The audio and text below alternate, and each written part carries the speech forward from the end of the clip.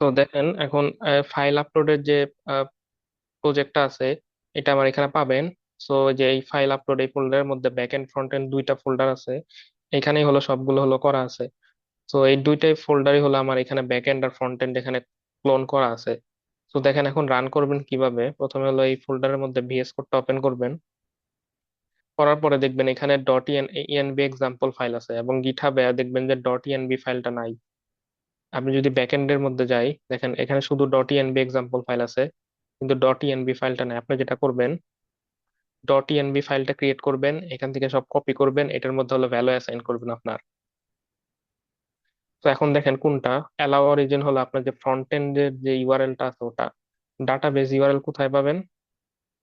Database URL পাবেন হলো এখানে। তো এখান থেকে এটা দেওয়ার আগে একটা কাজ করবেন, নেটওয়ার্ক অ্যাক্সেসে যা দেখবেন যে এখানে 00 আছে কিনা। এটা অনেক সময় এরকম থাকে না, এরকম থাকে ইওর কারেন্ট আইপি অ্যাড্রেস দেওয়া থাকে। ইন দ্যাট কেস যদি এরকম থাকে আপনার অন্য, আপনাদের অন্য ওদের অন্য যারা প্রজেক্টে কাজ করবে তাদের ক্ষেত্রে ঝামেলা হতে পারে। তো ইন দ্যাট কেস যেটা করবেন আপনারা এখানে এডিটে যে এলো অ্যাক্সেস ফ্রম এনিহোয়ার এটা দিয়ে দিবেন যাতে 00 থাকে, দেন কনফার্ম দিবেন। এটা করলে তাহলে যে কোনো পিসি থেকেই কানেকশন পাবে এটা। দেন যেটা করবেন ক্লাস্টারে যাবেন, দিয়ে কানেক্টে যাবেন, ড্রাইভার্সে দেন এই এই জিনিসটা কপি করবেন, এইটি হলো আপনার কানেকশন স্ট্রিং। এইটা হলো ডাটাবেজ ইউআরএল এর মধ্যে দিবেন এবং এখানে ডিবি পাসওয়ার্ডের জায়গায় আপনাদের পাসওয়ার্ড দিবেন। তো আবারও বলতেছি এই জিনিসগুলো কিন্তু ডট ইএনবি ফাইলের মধ্যে কপি করে নিয়ে যাবেন। দেন হলো যে হলো এই ভ্যালুগুলো অ্যাসাইন করবেন। পোর্ট হলো আপনার ব্যাকএন্ড কত পোর্টে রান হবে এটা, এগুলো হওয়ার পরে যেটা করবেন npm i দিবেন, তাহলে সব প্যাকেজ জেসন থেকে সব হলো ইনস্টল করে ফেলবে এরকম। দেন npm রান dev যদি দেন, সব ঠিক থাকলে যে server listening on port 4000 connected to database এটা। তো এরপরে আর ক্লাউডিনারির ক্ষেত্রে যেটা করবেন, ক্লাউডিনারির এই জিনিসগুলা ক্লাউডিনারিতে যাবেন, এখান থেকে সেটিংসে যাবেন, দেন এখান থেকে এপিআই কিসে যাবেন, এটা নিবেন এপিআই কি, এটা বসাবেন হলো এপিআই কিতে। আর এপিআই সিক্রেটে যেটা করবেন ক্লাউডিনের এপিআই সিক্রেটে এখানে বসাবেন। আর যদি আপনার না থাকে যেটা করবেন এই বাটনে ক্লিক করবেন, নতুন একটা এপিআই কি জেনারেট করবে। আর এখানে আরেকটা ভ্যালু আছে ক্লাউডিনারি ক্লাউড নেম, এটা দেওয়ার জন্য যেটা করবেন এইটা এই যে উপরে এখানে থাকে ক্লাউড নেম, এটি হলো ক্লাউড নেম, এটা সিম্পলি জাস্ট কপি করবেন, কপি করে হলো এখানে মানে বসাবেন এই ক্লাউড নেম, এটি হলো আপনার ক্লাউড নেম এখানে যেটা থাকে। তো এই তিনটা ভ্যালু এখানে বসাবেন তাহলে হবে। তারপর যেটা করবেন আমি দেখেন এই সেটের মধ্যে যাই, এখানে ফোল্ডার্স আছে। ফোল্ডার্স এর মধ্যে দেখেন কয়েকটা ফোল্ডার ক্রিয়েট হওয়া আছে, এটা আমার অন্য প্রজেক্টে। তবে এখানে যেটা হবে আপনার ব্যাকএন্ডে যদি আপনার প্রোডাক্ট কন্ট্রোলারে যান, এখানে একটা ক্রিয়েট প্রোডাক্ট নামে একটা ফাংশন আছে। এই ফাংশনের মধ্যে প্রোডাক্ট ক্রিয়েট করা হচ্ছে এবং ওই প্রোডাক্টের সাথে যে ইমেজ গুলো আছে এই ক্লাউডিনারিতে সেভ থাকবে। একটা যদি প্রোডাক্টের কার্ড ইমেজটা সেভ থাকবে এই ফোল্ডারে, আর যে প্রোডাক্ট শোকেস করার জন্য যে ইমেজ গুলা ওগুলা প্রোডাক্ট ইমেজের মধ্যে থাকবে। এইগুলো আপনি এখানে ম্যানুয়ালি যে ফোল্ডার ক্রিয়েট করার দরকার নাই, এটা অটো ক্রিয়েট হয়ে যাবে যখন আমি আপলোড করব। এবং এটার একটা ফ্রন্ট এন্ডও আছে।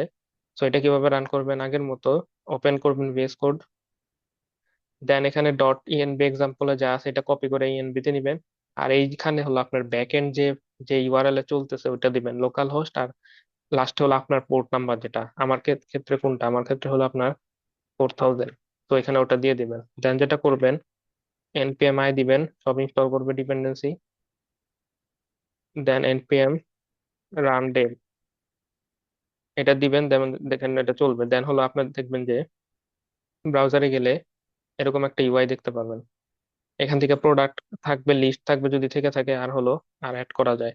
তো আমি কয়েকটা এখানে প্রোডাক্ট অ্যাড করছি, ওটা করলে যেটা হবে দেখবেন এখানে ফোল্ডার ক্রিয়েট হয়ে যাবে। ধরেন যেখানে প্রোডাক্টের নাম দিবেন প্রোডাক্ট ওয়ান, প্রাইস ধরেন যেটা 100, description this is product one. Then এখান থেকে কভার ফটো চুজ করবেন, ধরলেন যে একটা কভার ফটো দিলাম।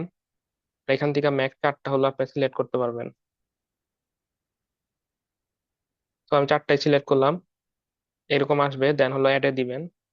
আর এখানে একটা দেওয়া আছে যে প্রোটেকশন, যে আপনার হলো কভার ফটো টু লার্জ যে জিনিসটা আসবে আমার এখানে দুই দুই মেগাবাইটের বেশি ফাইল এখানে হলো দেওয়া যাবে না, একটা ছোট ফাইল দিলে দেন হলো এটা একসেপ্ট করবে, আদার কেসে এটা একসেপ্ট করবে না। তো আমার এখানে দেওয়া আছে, তো আপনার যদি এরর খান তাহলে হলো আপনার যেটা করতে হবে ওটা একটু ছোট কোনো ইমেজ দিবেন, তাহলে এটা চলে যাবে। আমার এখানে দেখেন আমি যদি হবার করি 11 MB, তারপরে যে 9 MBর মতো অনেক হাই রেজুলেশনের ইমেজ, এগুলো আমি দিতে পারবো না, আমার হলো অন্য কিছু এখান থেকে সিলেক্ট করা লাগবে। তো আমার এইখানে এই চেকটা দেওয়া আছে আমার এখানে। তো আপনারা ওইভাবে চেক দিতে পারেন যাতে বড় ফাইল যাতে আপলোড না করতে পারে কেউ। তো আমি যদি এখন ছোট ইমেজ মানে অ্যাড করি, ধরেন যে এখান থেকে আমি হবার করলে এখানে 2 MBর উপরে যাবে না, আপনার এটা যাবে 1 MB আছে। দেন এখান থেকে আরো দুই তিনটা অ্যাড করি, ধরেন যে ছোট ইমেজ এগুলা এই চারটা অ্যাড করলাম, এই দেখেন কোনো এরর নাই। এরপর অ্যাড দিবেন, একটু টাইম লাগবে, ফাইল আপলোড একটু টাইম লাগে অ্যাডিং। তারপর দেখবেন অ্যাড হলে এখানে একটা মেসেজে দেখাবে যে প্রোডাক্ট অ্যাড হয়ে গেছে। সো এই যে নিউ প্রোডাক্ট ক্রিয়েটেড। এখন যদি আপনি ক্লাউডিনাইতে যাই, আমি যদি একটু রিফ্রেশ করি, দেখেন প্রোডাক্ট ইমেজ এবং প্রোডাক্ট কার্ড ইমেজ নামে দুইটা ফোল্ডার ক্রিয়েট হয়েছে। এবং প্রোডাক্ট কার্ড ইমেজের মধ্যে যান, এখানে ওই যে কভার ফটোটা দেখবেন, আর হলো প্রোডাক্ট ইমেজের মধ্যে আপনি যে প্রোডাক্টের চারটা ইমেজ ওটা দিলাম ওটা পাবেন। দেন হলো আমি যদি আবার এখানে আসি, আমি এখন প্রোডাক্টে গেলে এই প্রোডাক্ট এখানে দেখতে পারবেন। তো ভিতরে গেলে আপনি এখানে একটা ক্যারোসেল আছে, এটা দিয়ে হলো আপনি একটা প্রোডাক্টটা দেখতে পারবেন। সেম ওয়েতে যদি আমি আরেকটা প্রোডাক্ট অ্যাড করি, product product two, this is product two, cover photo choose করলাম একটা, ধরলেন যে এটা, এটার মধ্যে একটা কভার ফটো দিলাম, দেন অ্যাড। সো এখানে আরেকটা চেক দেওয়া আছে, দুইটা ফাইল মিনিমাম দেওয়া লাগবে। তো আমি যে আরেকটা, আমি দুইটা ফাইল আবার এখানে অ্যাড করলাম, দুইটা অ্যাড করলাম, এই যে অ্যাড দিলাম।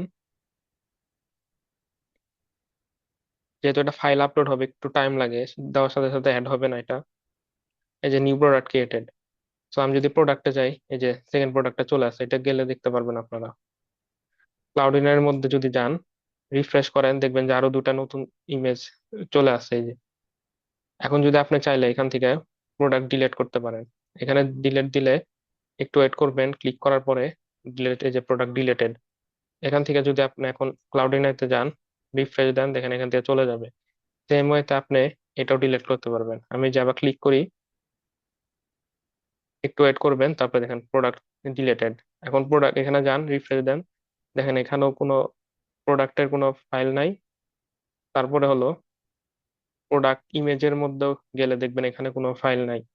তো এইভাবে হলো এখানে ফাইল হ্যান্ডেল করা হচ্ছে। তো আপনারা এইভাবে করতে পারেন।